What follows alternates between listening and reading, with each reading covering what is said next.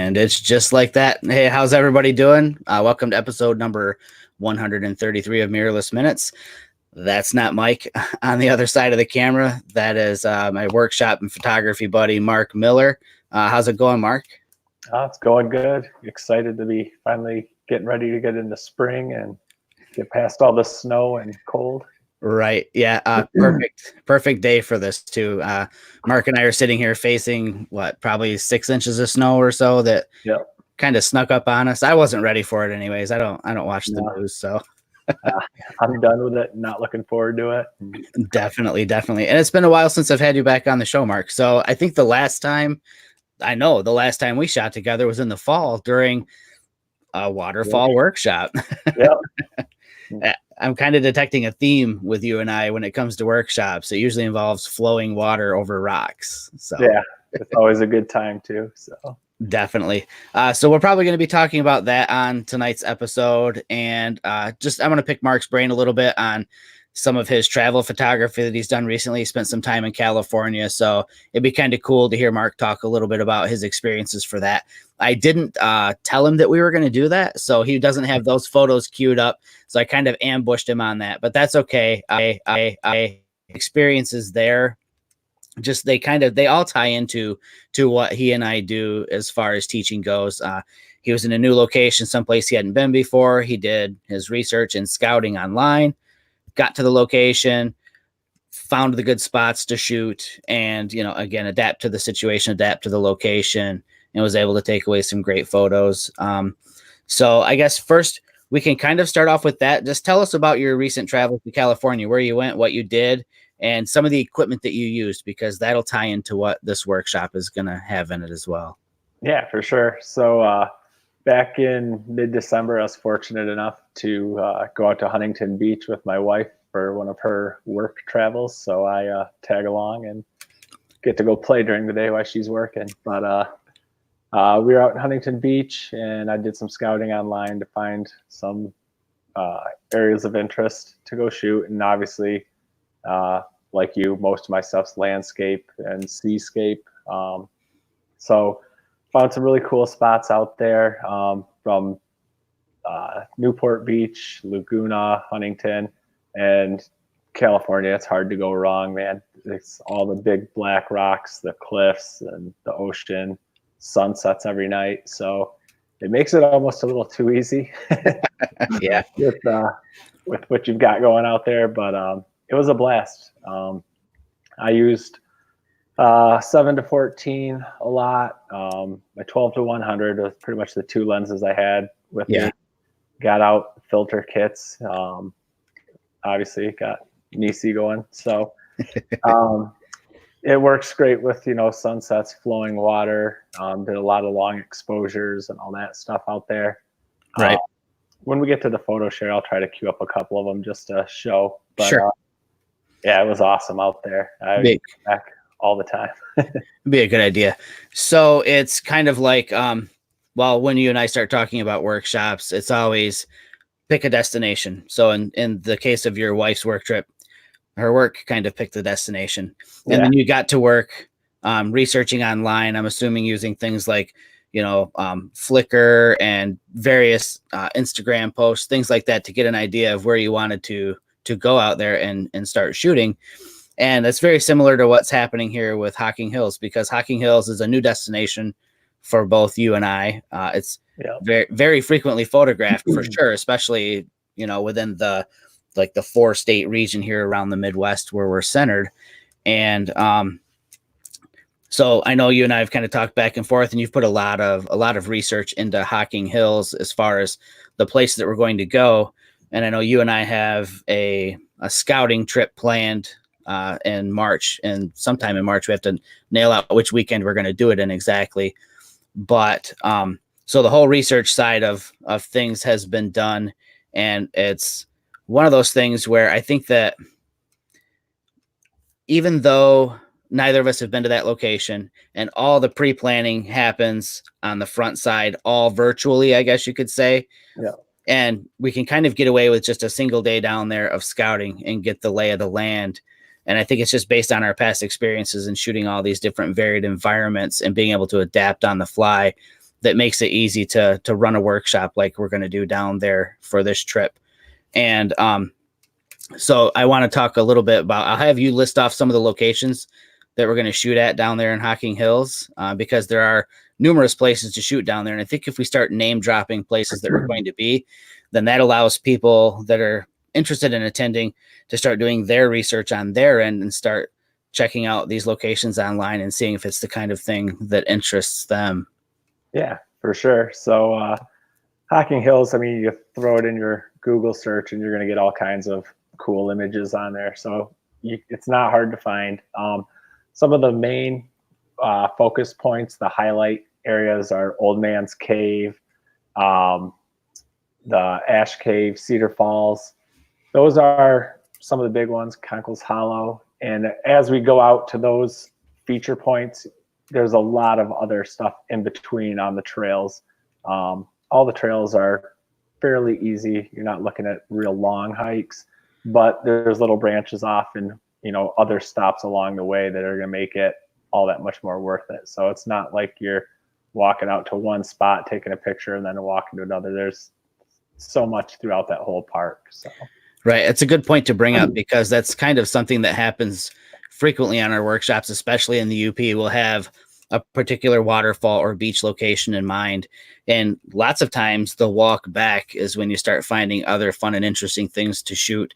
And as per the name of the workshop, it's waterfalls and wildflowers. So the coordination of this whole workshop is kind of centered around the fact that there should be plenty of wildflowers in bloom at that time of year. And so we'll talk a little bit about that on this episode too, like maybe some gear selection of things that you could bring along. I know most people probably think, oh, I need a macro lens to go shoot wildflowers. And I've got some wildflower photos queued up that I'll share that obviously aren't from Hocking Hills, because you and I haven't been down there yet until March. But they're examples of showing you what you can do if you don't necessarily bring a macro lens with you. So I'm always excited, in all honesty, at the journey to the destination, just as much as I am the destination itself, for sure. Yeah, it'll be a fun park to explore. Like I said, with all the wildflowers and, you know, just the nature that's down there, and you've got all the waterfalls and the gorges. There's this area that's got some cliffs that overlook a lot of greenery, so it's going to be well worth the trip down there, and just so much to get to. It's funny. So Bob Panic's comment about Ohio being a sensible state putting the waterfalls near parking lots. So that is a good point to bring up, Bob, because this is a lot like Arches National Park in Utah, in that a lot of the really cool things don't have to be a long journey or a long hike away. Unlike the first workshop market I did in the UP, where a couple of those waterfalls, I was worried we were going to lose people. I mean, like, perish on the journey, because it was pretty rugged and intense. So Bob's statement right there kind of opens the door, for other people who are maybe interested. Bob, I'm sure, has experience down there based on his statement that things are relatively easy from what we've seen researching online. None of these hikes are crazy intense. I think the longest hike we're looking at that isn't mentioned so far is a potential waterfall that's a 1 mile round trip hike. And while we're down there scouting, we're going to do the walk and see if it is something that we feel like would be not overly challenging for people that go on this workshop. So Bob's got a story to tell, and I'm just going to read it for everybody, or you can read it. He's saying that he's headed down to Old Man's Cave once and hit it just right where the sun was rising, right in the middle of the gorge. He suspects it lasts only a few days. Such is the case with a lot of those things, isn't it? And, I guess luck was on your side, Bob. We have not gotten out the photographer's ephemeris and photo pills and tried to plan out something quite like that at this point. But maybe if you come along, Bob, you can bring that luck with us. Yeah, it's the right place, right time. A lot when you're, in the world of photography, it's for sure to have the same thing twice. So yeah.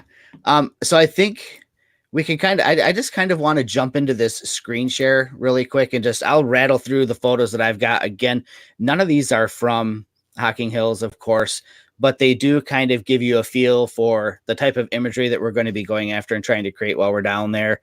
And it's just a little bit of behind the scenes on, what these workshops with us look like. And I'm going to, of course, have to lead off the first photo with Mark working with part of our group in the last UP workshop that we did. You know, the good thing about doing a workshop with Mark and I is that we try to keep everything small and the group's tight enough to where we can work one-on-one with people.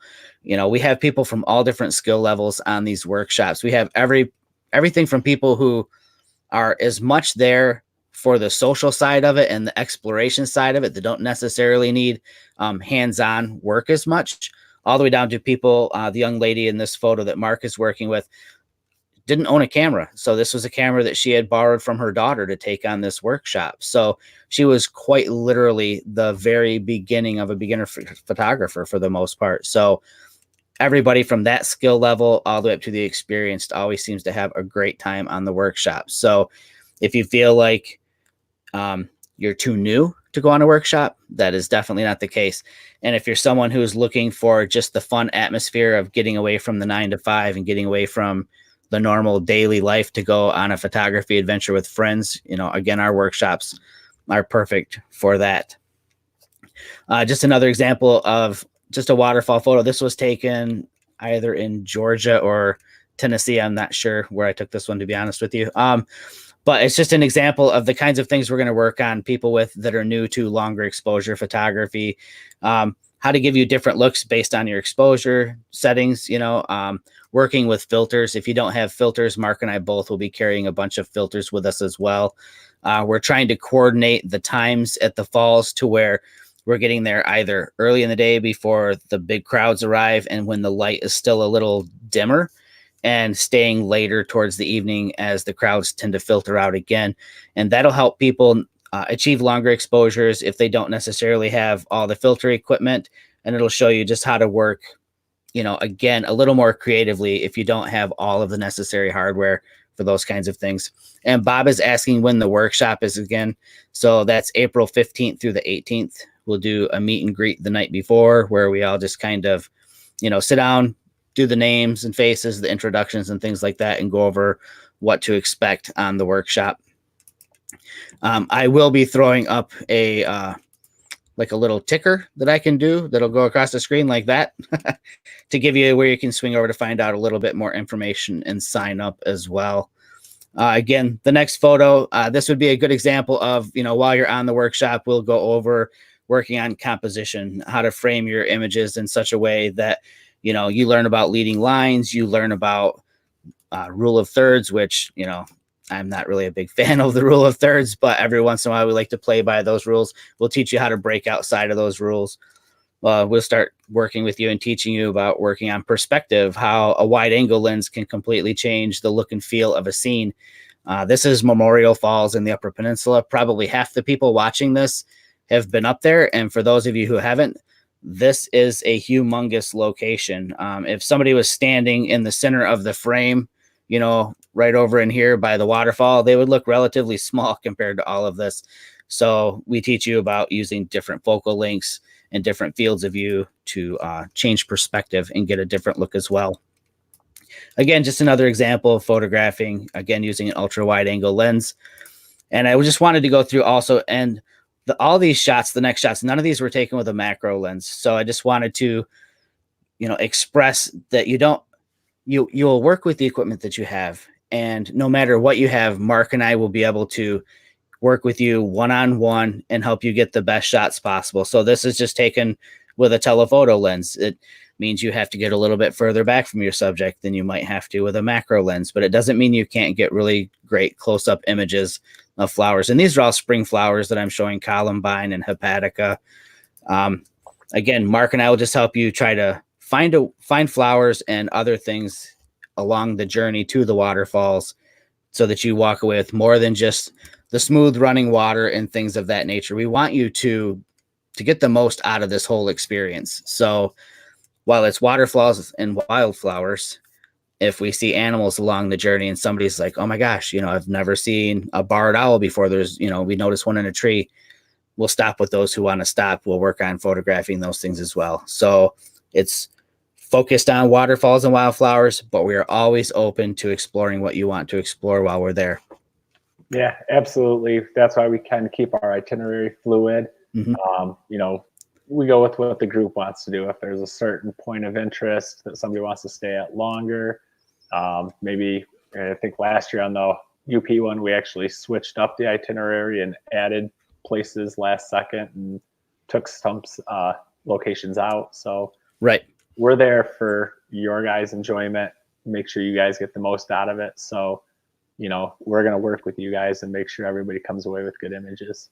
Exactly. So I think Mark has some images that he will probably get queued up here to share again as well. And if you guys have got any questions at all during the show tonight, feel free to ask those questions. We're always game to answer them live. And if you need to, after the fact, you can message either Mark or I on Instagram or Facebook, wherever if you follow us on any of the social media channels, you know how to find us. If you don't, my email address is really easy to figure out. It's info@jmacdonaldphoto.com. Oh, All right. I didn't talk long enough, so Mark's still working on his photos. No, you're good. I'm just, all right, you got them? I got him. All right, so this one is actually Mosquito Falls up in the UP. Just kind of an example of, you know, more flowing water, the greenery, setting up your shot with composition. This one, we actually had a lot of people getting right down in the stream barefoot and cold. It was cold. Yep, I think I got a picture of you with your boots off here in a minute. But just another example of some of the stuff that we're going to see. Here's just random flowers with some, I think it was just after the rain. This was not done with a macro lens. This was just shot, I think, with a 7-14 actually. So you can make the most out of it. Just you got a lens that you can get close enough with, or zoom in. You know, you can definitely make, you know, the best lens in your bag is the one you have. So here's one of Memorial to give you kind of a sense of scale with the people down there underneath it where you were shooting up from.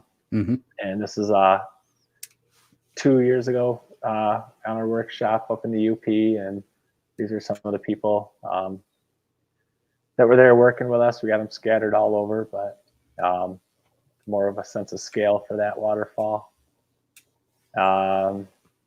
Here's one where everybody's hiking out into the stream and getting different angles of the shot while we were up there.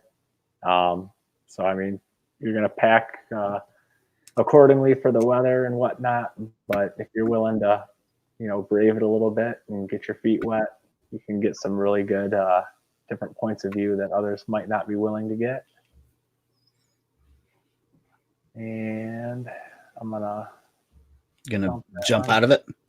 Yeah, well, I'll just show the California ones real quick if you still got it up. Sure. Yep. Go ahead and add them. All right.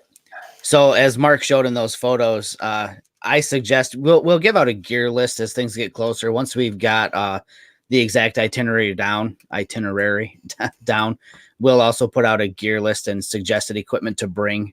And again, rainy season there, so you know it's probably going to be ideal to pack some weather resistant shoes. I like to walk out into the water and in the streams, and if you're willing to do it, then I'll definitely walk out there with you to get some of these shots if possible.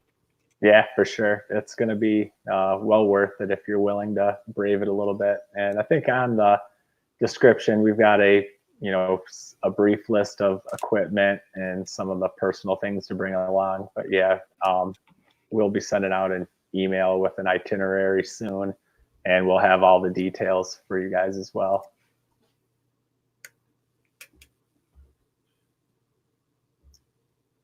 All right, you got that other share up yet? Yep, it's up there, rocking and rolling. All right, cool. So this was out in California. This was down in Laguna Beach area. I can't remember the exact beach that we're at right now, but just another example of doing some longer exposures to get the milky water look. Like I said, with the rocks out there and the ocean and all that, is just so much fun. Just beautiful place to shoot. Okay, so then this one, is Pirates Castle. So this is a place that I found when I was doing my research out there, and was kind of blown away by some of the images that I found, and I had to make sure I got there. And it's kind of a weird place to go. You actually park in like a little neighborhood on the side of the street, and then have to walk down a big set of stairs to get to the beach. But it was well worth it. Like I said, beautiful sunsets out there every night. You got the water crashing up on the rocks out front. And I guess that tower was actually built for a California like state representative back in 1926, I think it was. I'm not sure what the purpose was. He just wanted to look out over the ocean, but now it's just kind of abandoned, and it's a hot spot for tourists to go down there and see it. And this last one here, this was right actually out in front of that pirate's castle or tower. And it's where the rocks are, or the waves are crashing up on the rocks out front. You've got all these tide pools, and then water just rushing off that, big rock there in the center. Beautiful place to shoot. You can't really go wrong. Like I said, I love shooting with filters and doing longer exposures. So that whole trip kind of just played into my wheelhouse, and definitely want to go back. So that's it. That's a crazy cool set of images. Love it. Yep. So well, I think, as you can see from the images that we shared tonight, between Mark and I both, we've got a ton of experience running longer exposures. And I had a question come in a few minutes ago from Jason Helmer. He was asking if we're going to use the live ND function on the Olympus cameras and show how to use it and how it works. That's definitely something that we'll be doing on the workshop. I'll probably have Olympus's newest camera, the EM1 Mark III, with me as well for that. And I'll ask them if I can get a couple loaners. If there seems to be interest from people to try that camera out, I can grab a couple of loaners from them. Or if you're a non-Olympus shooter and just curious about some of the functions that are in the Olympus cameras, I can have loaners on hand for that as well. I can briefly go over what the function that Jason's talking about for anyone out there that's not an Olympus user. So Olympus cameras take advantage of the multi-core processors that are in them to do a lot of things basically like a computer would do in a desktop computer. So if you don't have filters with you, one of the things that you can do with the newer Olympus cameras is they have this, what they call live ND. So it's almost like a simulation of having an ND filter on your camera. It gives you a way of sort of generating a long exposure by taking a rapid succession of frames and then just overlaying them one on top of the other, so that you tend to get the motion in the water and the blur that you would get if you had a longer exposure running without the need for putting filters in the front of your camera. Now, the look isn't exactly the same as it is if you have, filters on and you're running a long exposure with the shutter open constantly. Depending on the situation, certain things, the way they move, you might have a little bit of skip or motion to them versus this flat, smooth, linear look to them. But 99% of the time, you don't really see that or run into that. So it's a super cool feature that's available again on a few of the Olympus cameras right now. So again, reach out if you've got any questions about Olympus equipment to borrow or use at this workshop, and I can facilitate having that happen for you while we're there. Yeah, and I should be able to have at least a couple sets of extra filters on me for anybody that doesn't have them and wants to try them. Nisi said they'll get me a couple kits to bring along, and we can take turns sharing them around. And I've got 2 holders with me of my own, so we should be able to accommodate everybody. Yep. And I'm glad that you brought up having filters on hand for people to try. It's been our experience in the past that we will bring filters in. Initially, there's a lot of interest, pre-workshop in trying filters out. And then when you get on location, people tend to, they kind of shy away from asking to use the filters. And I don't know, I've never gotten great feedback on why that is, whether it's they feel like they're interrupting the flow of the workshop or if they're embarrassed to ask questions, things like that. I just want to get it out there right now and in front. We have the equipment there for you to use, and it's part of the whole workshop experience. Don't ever feel like you're slowing things down by asking to use a piece of equipment.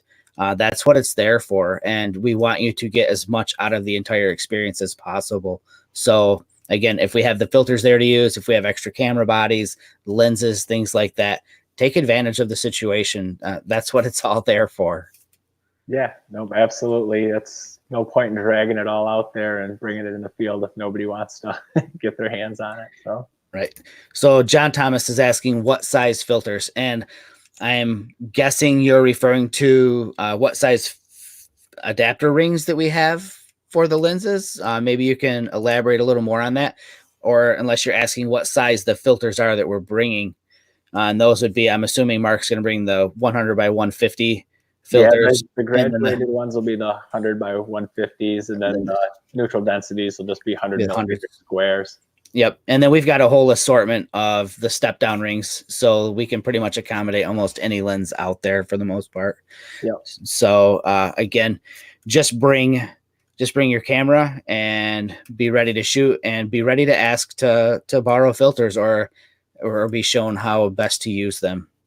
Yeah, absolutely. That's what we're there for. Yep, for sure. Well, it looks like we're about at the end of the show here. I just want to take a minute to tell everybody, we appreciate you stopping in tonight and watch the show and to hear more about the workshop. Mark and I are always available online to answer your questions. If you're not friends with us on Facebook, search us out, add us as a friend. We're both extremely social people, and we add on fellow photographers all the time. And I know that for a lot of people, it's an easy way to communicate. And if you're not comfortable with that, find us on any other social media platform as well, and just reach out. We'll answer all the questions you might have. Yep, anytime. For sure. All right, so I guess we're going to cut out. We're actually cutting out like about 3 minutes early. So that's a first for the show. But that was pretty much the focus of the show tonight. We wanted to just tell you about the workshop, what you hope to experience on it, when the dates were, again, April 15th to the 18th, and that's at the Hocking Hills State Park in Ohio. I really encourage you, if you're not familiar with Hocking Hills State Park, just do a quick Google search and prepare to be amazed. When I think of Ohio, I don't think of that. No. It looks like something from a fairy tale. It really does. So beautiful location, extremely affordable workshop, perfect time of year, and I guarantee it'll be a blast. Yep. Agreed. Mark agrees.